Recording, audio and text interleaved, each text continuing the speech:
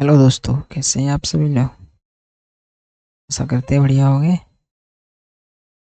आज आपके लिए लेके आए हैं बायोलॉजी का एक और चैप्टर, श्वसन तंत्र। तो बहुत इम्पोर्टेंट है आपके हर एग्ज़ाम के लिए, खासकर आपके एनटीपीसी एग्ज़ाम के लिए। जो आप एनटीपीसी का पेपर दोगे ना, एनटीपीसी रेलवे का, उसमें बायोलॉजी के भी क्वेश्चन पूछे जाते हैं। आपके एनटीपीसी है, एसएससी है, और आपका ये क्या बोलते हैं, इसमें जीएस आता है, उसमें जी के भी क्वेश्चन में साइंस के क्वेश्चन पूछ लिए जाते हैं। इसके लिए बहुत इम्पोर्टेंट है। तो आपको हम शुरुआत करते हैं। ज़्यादा बड़ा भी टॉपिक नहीं है ना, ज़्यादा छोटा भी, ठीक टॉपिक है और अच्छी तरह नॉलेज करते हैं इसके। श्वसन तंत्र क्या होता है? एक तरह से हमारा जो शरीर में, जैसे हम सांस लेने से लेकर, जैसे हमने नाक से श्वसन किया, और श्वसन काम कौन करता है? ये अपने फेफड़े, लंग्स काम करते हैं। और ये तो अपना एक रास्ता होता है। ये सारी क्रियाएं यहाँ से लेकर, नाक से लेकर फेफड़ों तक, लंग्स तक, जितने भी श्वसन अंग अपना साथ देते हैं, उस चीज को पूरे श्वसन तंत्र कहते हैं। जैसे अंगों का वैसा समूह जो श्वसन की क्रिया में सहायक होता है, उन्हें सामूहिक रूप से यानी पूर्ण रूप से ये हो रहे, जैसे ग्रसनी, श्वसनली, नासागुआ, मुखगुआ, ठीक है, डायफ्राम। ये सारे क्या है? ये इसका एक पूरा अलग अलग भाग है, सबको इकट्ठा करके एक समूह बनता है, उस चीज को बोलते हैं श्वसन तंत्र। जिनके फलस्वरूप यह ऑक्सीजन ग्लूकोज को तोड़ देता है, या इसमें जिसमें ऑक्सीजन ग्रहण किया जाता है, ठीक है। जो श्वसन ऐसी क्रिया है, इसमें ऑक्सीजन ग्रहण किया जाता है और कार्बन डाइऑक्साइड छोड़ा जाता है, ये तो सबको मालूम। और CO2 H2O तथा ऊर्जा निकलती है। कार्बन डाइऑक्साइड, H2O जल का ऊर्जा यानी ऊष्मा भी निकलती है, सांस के साथ ऊष्मा भी निकलती है, जिससे हमारा शरीर गर्म रहता है, ठीक है। 6H12O6 plus CO2 plus H2O carbon dioxide जल, और 686 किलो कैलोरी ऊर्जा भी निकलती है, इसे ऊष्मा बोलते हैं। शरीर गर्म रहता है। श्वसन की क्रिया ऑक्सीजन क्रिया, ऑक्सीकरण की क्रिया है। इसके फलस्वरूप ऊर्जा निकलती है। यही कारण है कि मृत शरीर का शरीर ठंडा हो जाता है। अच्छा, जैसे हमारी डेड बॉडी होती है तो वो सांस लेना बंद कर देती है, सांस नहीं लेगी तो शरीर में ऊष्मा ही रहेगी, ऊष्मा ही रहेगी तो बॉडी ठंडी हो जाएगी, क्योंकि वह सांस नहीं लेती है। श्वसन की क्रिया एक अपचयी क्रिया है, ठीक। श्वसन के बारे में मोटा मोटी जानकारी होगी। अब क्या क्या चीज जो इसमें इस्तेमाल होती है, जैसा कि नासा हुआ, ग्रसनी, श्वासनली, फेफड़े, इनके बारे में जानकारी करेंगे। एक और टॉपिक, श्वास ब्रीथिंग, सांस कैसे करते हैं। एक तरफ सांस खींचते हैं, एक तरफ बाहर छोड़ते हैं, उसे बोलते हैं ब्रीथिंग। सांस अंदर लेना तथा बाहर छोड़ने की क्रिया को श्वासोच्छ्वास कहते हैं। श्वासोच्छ्वास दो प्रकार के होते हैं, एक निश्वसन, एक निःश्वसन, इन सेपरेशन और एक्सप्रेशन के बारे में जानते हैं। निःश्वसन, निःश्वसन क्या होता है? निःश्वसन है सांस अंदर लेना, जैसे इस फिगर में आप देख रहे हैं, ब्रीथिंग। ये लंग्स है आपके, लंग्स ये नली से जुड़ा हुआ है, इसमें हमने सांस ली, लंग्स में हवा अंदर जाती है, जैसे लंग्स बाहर की तरफ हो जाते हैं, खुल जाते हैं, ठीक है। ये ट्रैक हुआ होता है जो लंग्स से जुड़ा हुआ होता है। जब हमने सांस खींची अंदर तब लंग्स में गई, और फिर क्या करते हैं, एक होता है फिर एकदम सांस लेते फिर सांस को छोड़ते, उसे बोलते हैं निःश्वसन, ठीक है। सांस अंदर लेने की क्रिया को निःश्वसन कहते हैं। तो इसके साथ साथ क्या लेते हैं हम अंदर? O2 oxygen, CO2 carbon dioxide और N2 नाइट्रोजन। O2 की मात्रा 21% रहती है, CO2 की 0.03%, N2 की 78%, जो मतलब वायुमंडल में पाई जाती है, उतना उतना भाग ले लेते हैं, जैसे हम खींच लेते हैं। और छोड़ते क्या? जब हम सांस बाहर छोड़ते हैं तो उसे निःश्वसन कहते हैं। जितनी मात्रा में हम सांस अंदर लेते हैं, उतनी ही मात्रा में सांस बाहर छोड़ते हैं, किंतु गैसों का अनुपात बदल जाता है। तो हमने ऑक्सीजन ली थी 21%, लेकिन हम छोड़ते कितनी है? 17%। CO2 0.03% ली और छोड़ते ज़्यादा 4.6%। N2 नाइट्रोजन 78% ली, 78% ही छोड़ देते। हमारा शरीर किसको रखता है? ऑक्सीजन। निःश्वासन में निम्नलिखित गैसें निकलती, जो हमने आपको बता दी, वही जो हम सब गैसें लेते हैं उसी को हम छोड़ देते हैं। ऑक्सीजन 21 लेते तो ये 17 छोड़ देते, बाकी की बॉडी में यूज करते हैं। ठीक है, अब श्वसन में अंग कौन कौन से उपयोग होते हैं हमने पीछे बताया था। एक कुछ पहले इसको देखते हैं, कुछ जैसे जीव है वो किसके द्वारा श्वसन लेते हैं। श्वसन तंत्र का अंग जो श्वसन तंत्र से सबसे महत्वपूर्ण भूमिका निभाता है, प्रमुख श्वसन अंग कहलाता है। ठीक, ये देखते हैं कैसे कौन सा श्वसन करता है। ठीक है, जैसे हम लोग हैं, मानव है, मानव कैसे करते हैं? फेफड़ा से। ठीक है, बिच्छू कैसे करते हैं? बुक लंगस से। मेढक, मेढक दो टाइप, एक छोटा बच्चा होता है उसे टेडपोल बोलते हैं, वो गिल्स से करता है, गलफड़ों से। एक होता है जो बड़ा हो जाता है मेढक, वो वोम के अंदर जाता है तो त्वचा से सांस लेता है। जैसे जलीय जीव आपका मछली वगैरह गिल्स से लेती हैं, गलफड़ा से, या क्लोम भी बोलते हैं। कीट होते हैं, कीटनाशक ये अपने श्वसन नली से लेते हैं। और एक कोशिकीय जीव होते हैं वो विसरण विधि से लेते हैं। ठीक है, देखो मानव के श्वसन, मानव कैसे कैसे श्वसन करता है उस चीज के बारे में देखो। मानव का श्वसन मार्ग क्या क्या होता है? नासा छिद्र, नासिका कपाट, ग्रसनीय, स्वरतंत्र, स्वतंत्र यानी जहाँ से स्वर निकलता है, वॉइस बॉक्स आवाज निकलती है, श्वसनली, ब्रोकाई, ब्रोकियोलेस, वायुकोष्ठ, रुधिर कोश का, बहुत सारी चीजें होती हैं। मानव जब श्वसन करता है तो वायु जिस मार्ग का अनुसरण करती है, अनुसरण करती है, यहाँ से सांस ली, ऐसे अनुसरण करते करते करते अभी कहाँ जाती है? सीधे आ जाती है फेफड़ों में। तो उस मार्ग को ही श्वसन मार्ग में कौन कौन सा आएगा, बाकी हमने आपको सब बता ही दिया कौन कौन सा आएगा। ठीक, अब इनके बारे में जानकारी कराएं।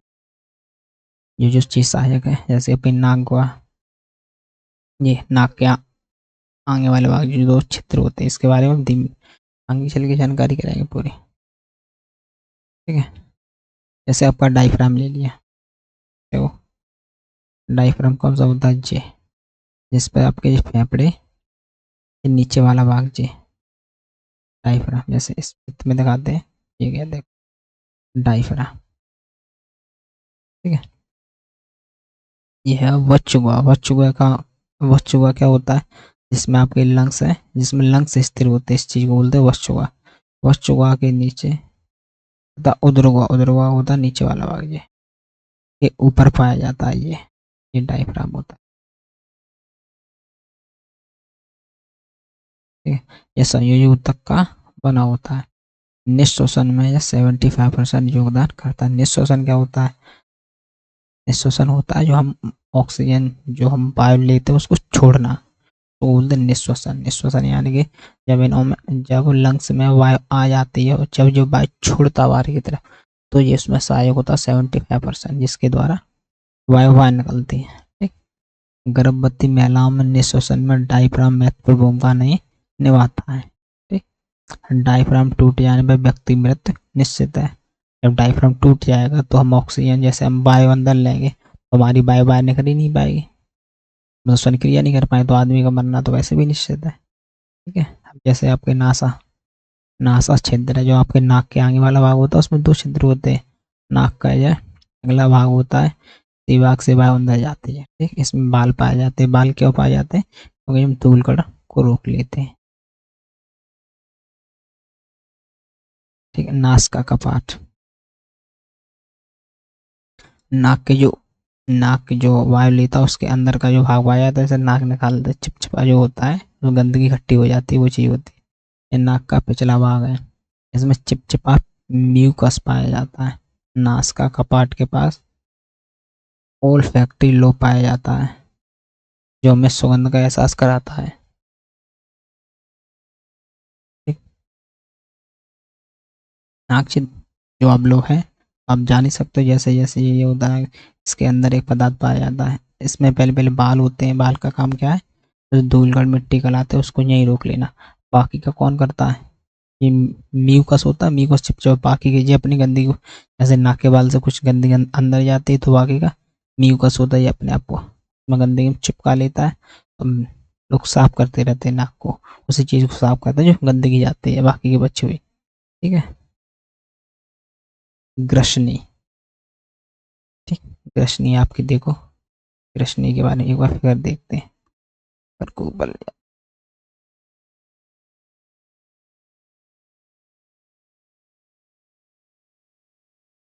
ये गई आपकी ग्रसनी के बारे में दिखाते हैं हम आपको।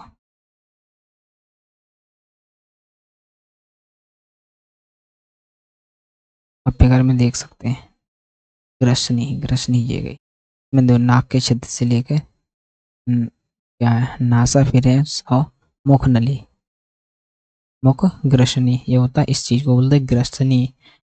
ठीक है, जैसे नाक के वाक से एक नली सी चली जाती है नीचे की तरफ, से बोलते हैं ग्रसनी। यह है नास का कपाट के नीचे, नास का कपाट जो आपने देखा था। ठीक है, ये हमारा नास का कपाट, इसमें क्या होता है, चिपचिपा पदार्थ बना हुआ होता है, जिसमें गंदगी मिट्टी निकल जाती है, उंगली डाल के बाहर निकालते हैं। उसी के नीचे तथा मुग्गुआ, मुग्गुआ कहाँ आपका, ये यहाँ से ऊपर वाले भाग, वह पीछे पाया जाता है। इस मार्ग से भोजन तथा वायु दोनों जाते हैं। ठीक, दिमाग इसके बारे में देख लो, ग्रसनी निगल द्वारा के माध्यम से ग्रास नली से जुड़ता है। ग्रसनी स्वर तंत्र के द्वारा श्वास नली से जुड़ता है, ग्रसन ही जुड़ता है इससे स्वर तंत्र से। स्वर तंत्र से क्या क्या चीज होती है, यहाँ से आवाज निकलती है, जैसे हम बोल रहे हैं, वो कहाँ से आवाज आ रही है, स्वर तंत्र से ही आवाज आ रही है। ठीक, ऐसे ये आपका स्वर तंत्र। ठीक है, ये आपका देखो लार्नेक्स, ये आपका स्वर तंत्र होता है, ये वाला हिस्सा। इसमें क्या क्या होता है, ये बाकी के बात देखें, ग्लोटिस, एपिग्लोट्स और सुप्रीग्लोट्स, ये चीज होती है इसमें शामिल। ठीक है, यह ग्रसनली के नीचे पाया जाता है। यह आवाज निकालने में सहायक होता है, इसे वॉइस बॉक्स कहते हैं। पक्षियों में वॉइस बॉक्स का काम साइनेक्स करता है, मानव का अलग होता है, लेकिन पक्षियों का साइनेक्स करता है। दूसरा भाग पाया जाता है पक्षियों का जो होता है वो अलग होता है। ठीक है, आपका स्वतंत्र पर एक कपास पाया जाता है, जिससे एपीग्लोट्स, मतलब बोलते हैं एपीग्लोट्स, ये कहते हैं एपीग्लोट्स, एपीग्लोट्स, एपीग्लोटिस कहते हैं जब हम कुछ निगलते यानी लीलते तो एपीग्लोट्स बंद हो जाता है और भोजन श्वास नली में न जाकर ग्रस नली में जाता है। श्वास नली बंद हो जाती है, नाक से श्वास लेने लगते हैं और बाकी का भोजन उसमें चला जाता है। जब किसी एपिग्लोट्स खुला रहता है तो हमें हिचकी आने लगती है। एपिग्लोट्स का नियंत्रण मैंडिबुला एब्लुआटा करता। ठीक है, फेफड़े, लंग्स, लंग्स ये गया आपका लंग्स, ये आपका फेफड़ा है। ठीक?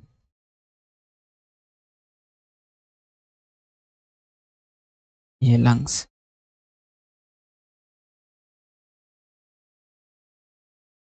के बारे में देखते हैं, लंग्स फेफड़ा। ये मानव का वक्षुगा में पाया जाता है, ये जो होता है ना, ये वक्षुगा होता है उसमें ये पाया जाता है। ठीक है, ये मानव का मुख्य श्वसन अंग, इसी से हम सांस लेते हैं। ठीक है, हर मानव इसी सांस लेता। इसकी संख्या दो होती है, एक ये, एक जो दो लंग्स होते हैं। दाहिनी फेफड़ा बड़ा होता है, दाहिने राइट हैंड का फेफड़ा यूरल प्लूरल मेम्ब्रेन द्वारा ढका होता है। फेफड़े को फुसफुस या अच्छा फुसफुस या पुल्मोनरी भी कहते हैं, पुल्मोनरी भी कहते हैं, फुसफुस कहते हैं। सीधी सी बात है, फेफड़े के बारे में जानकारी है, फेफड़ा ही पढ़ेंगे, लंग्स या फेफड़ा। ठीक है, यही आता है एग्जाम कोई सा भी हो, फेफड़ा ही लिख के आता, फुसफुस तो बहुत कम मिलता होगा। ठीक है, फेफड़ा रक्त में ऑक्सीजन मिला देता है, मिला देती है। फेफड़े में ही ये काम होता है कि फेफड़ा और आपका जो होता है ब्लड होता है उसमें ऑक्सीजन को मिला देता है, जिससे रक्त हमारा शुद्ध हो जाता है। फेफड़ों में ही रक्त रहता जो है कि फेफड़ों में ही आपका लंग्स में जाके ब्लड शुद्ध होता है, शुद्धिकरण का काम करता है एक तरह से, अर्थात रक्त फेफड़ों में जाकर शुद्ध होता है। ठीक, श्वास नली जैसे ये इसके द्वारा वायु फेफड़े के अंदर जाती है। ठीक, ये नली, इससे वायु नाक से लेते हैं हवा, इसके द्वारा ये नली जाती है, ये श्वास नली है, इसके द्वारा फेफड़ों में ये आपकी वायु जाती है। ट्रैकिया के बाहर, ये आपका ट्रैकिया, ये वाला ट्रैकिया के बाहर कार्टिलेज को सुरक्षा परत होती है। कार्टिलेज, ये वाली सुरक्षा परत होती है, ये सुरक्षा परत होती है, जिसे हाइलिन कार्टिलेज, क्या बोलते हैं, हाइलिन कार्टिलेज कहते हैं। ट्रैकिया के आगे जाकर दो शाखा में बट जाती है। ये देखो, एक शाखा आपकी ये गई, एक ये गई, और ये दो शाखा, दोनों अलग अलग रहती हैं। ठीक, दो शाखाओं में बट जाते हैं, जिसे ब्रोकाई कहते हैं। आगे जाकर ब्रोकाई कई शाखाओं में टूट जाती है। ये देखो, दो से टूटी, फिर ये देखो कई शाखाएं टूट, बहुत सारी शाखाएं टूट जाते हैं, जिसे ब्रोकेओलिस कहते हैं। क्या बोलते हैं, ब्रोकेओलिस। ठीक है, ये होता है आपका श्वास नली। श्वास नली यहाँ से स्टार्ट होती है, बाकी का गलफड़े जो आपके हैं, सॉरी फेफड़े, लंग्स, इसी से जोल्ट होते हैं। ठीक, श्वास नली से जो अंदर की तरफ जाती है। नेक्स्ट, वायु कोष्ठ। ठीक, वायु कोष्ठ, जिसमें वायु जाती है और फिर छोड़ती है, यानी कि ऑक्सीजन और कार्बन डाइऑक्साइड जाती है और फिर बाहर निकल के आती है। जैसे कौन काम करता था इसका, जो पीछे की तरफ हमने देखा था जी, निःश्वसन और निःश्वसन, ये ऐसी क्रियाएं जो कहाँ पर होती हैं, वायु कोष्ठ में जाके, वायु कोष्ठ में होती है, ऑक्सीजन लेती है, कार्बन डाइऑक्साइड लेती हैं और उन्हीं को छोड़ देती हैं। ठीक है, ब्रोनकेउलस के शरीर पर गोल संरचना पाई जाती है, जैसे ओलिवोली, यानी ऑयलियन वायु कोष्ठ कहते हैं। वायु कोष्ठ गैसों के विनिमय का कार्य करता है। जब वायु कोष्ठ जाम हो जाता है, एक संरचना होती है, गोल टाइप की फिगर है क्या, हाँ ये देखो फिगर है, जैसे ये गोल टाइप की CO2 इन आउट और NO2, ये गोल टाइप की पूरी संरचना है, आप फिगर में देख सकते हैं। ठीक, यहाँ से हवा जाती है, जो हम निःश्वसन करते हैं, निःश्वसन करते हैं, ये बाहर निकल जाती है। ठीक, एक ये बाहर निकल रही है, एक इससे अंदर ही आ रही, वही चीज है। तो उसे बीमारी में नमोनिया, जैसे ये कह रहा है, ये आपका वायु कोष्ठ है, अगर इस पर कोई परत जम जाती है तो उसे निमोनिया नामक बीमारी हो जाती है। ठीक है, टीबी नामक रोग, अच्छा टीबी नामक रोग होता है तो इसमें कहीं ना कहीं एक छेद हो जाता है, टीबी में सांस लेने में दिक्कत होती है, छेद हो जाता है तो कार्बन डाइऑक्साइड या ऑक्सीजन बाहर निकल जाती है। इन आती तो है लेकिन बाहर जाने में दिक्कत करती है, एक तरह से मान लो यहाँ से लीक टाइप की मान लो, कुछ भी कह सकते हैं। इसके बारे में देख लेते हैं। टीबी नामक रोग में वायु कोष्ठ में छेद हो जाता है। ठीक है, जब उसमें छेद हो जाए तो सांस लेने में वैसे भी दिक्कत होगी। जब वायु कोष्ठ पर बलगम जम जाता है तो उससे दमा रोग हो जाते हैं। बलगम जम जाएगा तो सांस लेने में भी दिक्कत होगी, सही काम से नहीं करेगा। वायु कोष्ठ जैसे आपका ये फिगर है ना, इस पर ये बलगम जम जाता है, बलगम एक खखार टाइप की घाव में फूलते हैं, वही चीज समारोह कहते हैं। वायु कोष्ठ में रक्त कोशिकाएं होती हैं जिनमें रक्त पाया जाता है। आपका ये रक्त चल रहा है, ये आपका रक्त चल रहा है, बहता रहता है, इधर से आता रहता है, इधर निकलता रहता है। ये लाल रक्त कणिकाएं होती हैं, रक्त कोशिकाएं होती हैं जिन्हें रक्त पाया जाता है। रक्त के अंदर हीमोग्लोबिन होता है, वायु कोष्ठ में हीमोग्लोबिन में ऑक्सीजन छोड़ देता है, इसमें ही ऑक्सीजन छोड़ दी जाती है, in oxygen in carbon dioxide out हो जाती है, जिससे हीमोग्लोबिन रूपांतरित होकर ऑक्सी हीमोग्लोबिन हो जाता। ऑक्सी हीमोग्लोबिन कोशिकाओं में पहुंचकर ऑक्सीजन देता है और यह ऑक्सीजन ग्लूकोज को तोड़ देता है, इसके फलस्वरूप कार्बन डाइऑक्साइड निकलता है। देखो कार्बन डाइऑक्साइड आपका बाहर निकल रहा है, सॉरी कार्बन डाइऑक्साइड आपका आउट हो रहा है ये, और ऑक्सीजन इन हो रहा है। ठीक है। हीमोग्लोबिन कार्बन डाइऑक्साइड को बांध लेता है, जिससे यह कार्बोक्सिल हीमोग्लोबिन बन जाता है और पुनः बायोकोष्ठ की तरफ वापस चला जाता है। जैसे आपने ये देखा था, ये आया इधर से, कार्बन डाइऑक्साइड बाहर निकला, पहले तो वहाँ आई, क्रिया करी, कार्बन डाइऑक्साइड बाहर निकली, ऑक्सीजन इन हुई, फिर लौट के वापस चला गया। रिटर्न दोनों तरीका से आता है जाता है।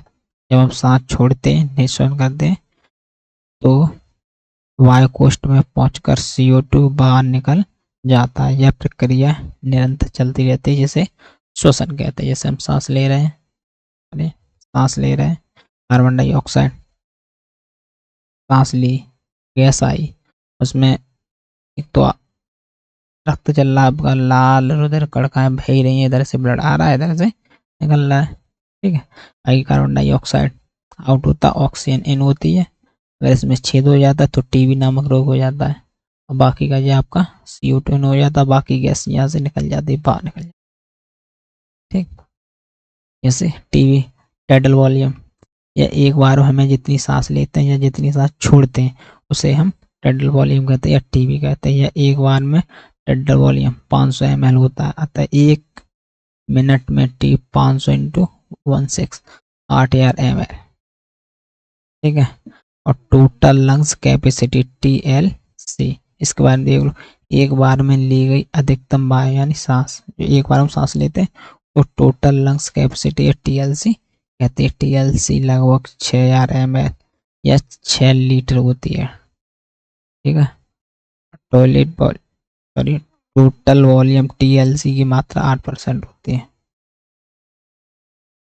ठीक। इसके बारे में कुछ एक्स्ट्रा जानकारी ये देखते हैं।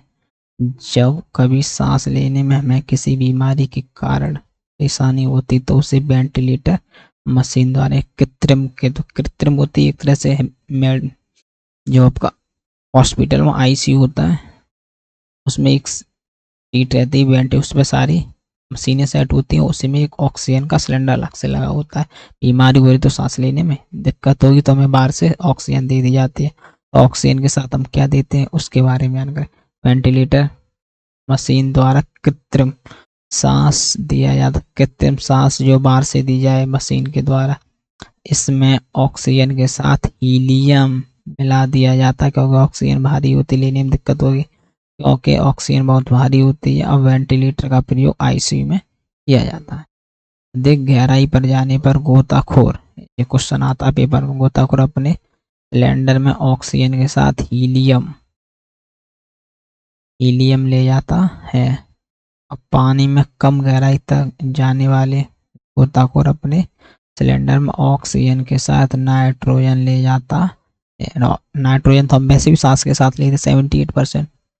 वयस्क मानव 1 मिनट में 14 से 18 बार सांस लेता।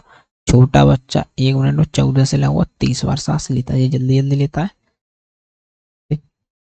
तो आपका अगला डॉग कोशिकीय श्वसन, कोशिकीय जो कोशिकाएं होती हैं उनमें कैसे होता है श्वसन, उनके बारे में। यह मानव कोशिका के अंदर होता है, कोशिका के अंदर होता है, सेल के अंदर।